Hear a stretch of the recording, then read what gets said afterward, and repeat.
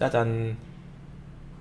제가 그 사업 시작하면서부터 기록 일지를 남기는데, 제가 제대로 이렇게 가계부를 쓰게 된 거는 2018년도부터입니다. 2018년 10월부터 제가 가계부를 쓰기 시작했고, 그 중에서 차량 관련된 것들을 따로 모아서 엑셀로 정리해봤습니다. 이게 골프라고 해서 폭스바겐 차량인데, 제 차량을 유지하면서 소요됐던 비용 정리해서 알려드리려고 합니다. 나중에 수입차를 구매하시거나 중고로 수입차를 구매하시거나 운용하실 계획이 있으신 분들은 참고하시면 좋을 것 같습니다. 저는 이때 28살 때 샀었고요. 16년도 2월 22일 이 출고일을 정확히 기억하는 이유가 이때가 저희 홍익대학교 졸업식 날이었습니다. 졸업식을 안 가고 차를 받으러 갔었고요. 신차가 3200에 제가 나이가 어렸었다 보니까 첫 해 보험료가 330 얼마가 나왔습니다. 저는 보험료를 한 번에 내기 시작했는데 이게 상당히 부담스럽더라고요. 지금도 한 번에 냅니다. 이 디젤 차량으로 연비가 16.8km라고 나오는데 뭔 소리냐면 그 디젤 연료를 1리터를 넣으면 16.8km 운행할 수 있다는 소린데, 실제로는 22에서 23은 항상 나옵니다. 저는 개인 사업을 하기 때문에 차가 막힐 때 출퇴근 시간에는 보통 차를 운행을 안 해요. 엄청 일찍 나오거나 엄청 늦게 가거나 보통 이렇기 때문에 연비는 항상 더 만족하고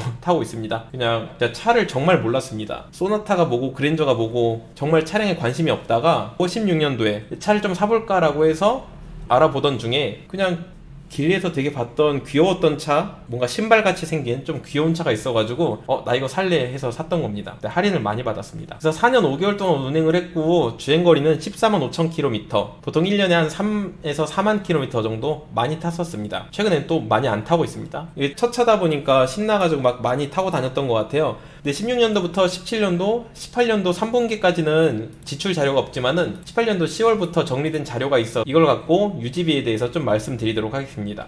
차를 구매하신다 그러면 차량 가격만 내면 내가 차를 탈 수 있다라고 생각하는데 그게 아니거든요. 제가 2019년도까지 차량을 열심히 운행하고 다니다가 19년도 12월 달에 12월 10 며칠 날 제가 원룸을 잡았습니다. 그래서 이 전에는 집에서 경기도에서 서울까지 계속 출퇴근을 했었고, 이때부터는 제가 합정역에서 자취하면서 차량은 거의 운행하지 않고 있다는 거 감안하면서 보시면 될 것 같습니다.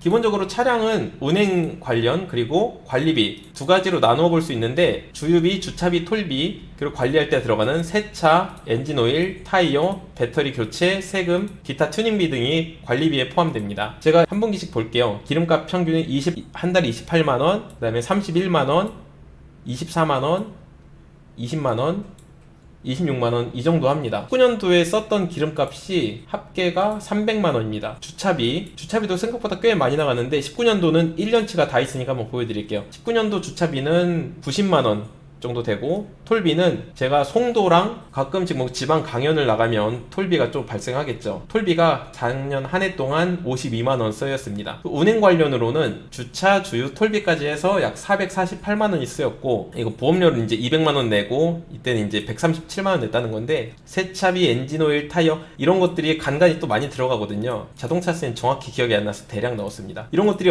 언제 들어가냐면은 차량이 많이 운행할수록 여기 숫자가 중간중간 쓰이게 됩니다.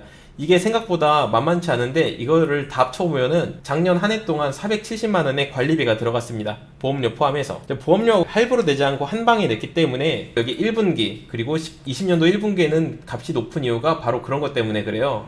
여기 보험료가 포함되어 있기 때문에. 근데 이거를 어쨌든 할부로 낸다 그러면 월마다 이제 나눠내기 때문에 그걸 제외하고, 보험료 제외하고 보면은 한 달에 보통 200만원 이상 차에 쓰는 거를 볼 수가 있습니다. 보통 차를 산다 그러면 할부금만 생각을 하고 이게 내 유지비의 전부다 라고 생각하지만, 막상 월급을 받아서 쓸 때 돈이 많이 안 남는 이유가 바로 이런 것 때문이에요.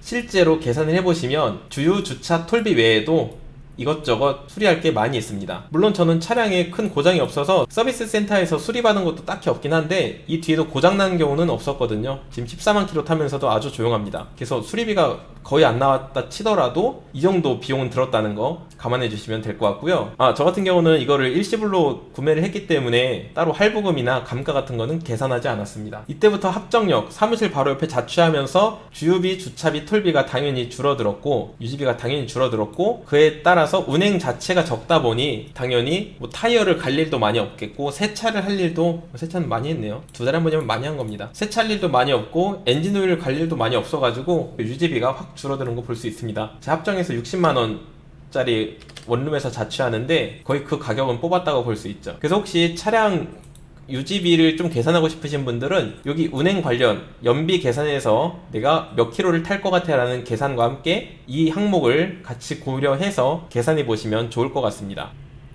폭스바겐 차량들이 기본적으로 연비가 원래 공인 연비보다 높게 나오는 것 같습니다. 전 이거를 타이밍 벨트가 갈 때가 됐는데 타이밍 벨트 교체하고 한 100만 킬로까지 계속 더 탈 생각입니다. 생각보다 많이 들죠.